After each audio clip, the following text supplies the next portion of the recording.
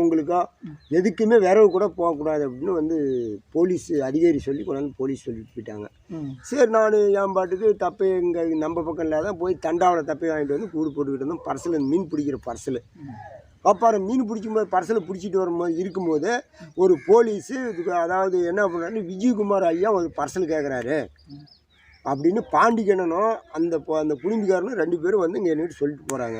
ஏப்பா 5000 ரூபாய்க்கு விற்கிற பர்சலு ஒரு 3000 ரூபா கொடுத்தீங்களா கூட நான் கட்டி கொடுத்துருவோம் அப்படின்னு அந்த பர்சலை 3000 ரூபா பணம் கொடுத்தாங்க. அந்த 3000த்துக்கு பர்சல் போட்டு 5 நாள் ஆகிப்போச்சு.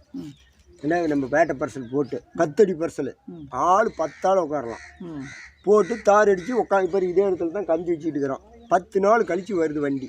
அவங்க வண்டியே வந்து கோயந்தப்பள்ளியில் வாடகை வண்டி எடுத்துக்கிட்டு அவங்க ஜீப் முன்ன என் பர்சல் டேட்டு இந்த ஆட்டோ பின்னாடி இங்கேருந்து பாலாத்து வழியாக போய்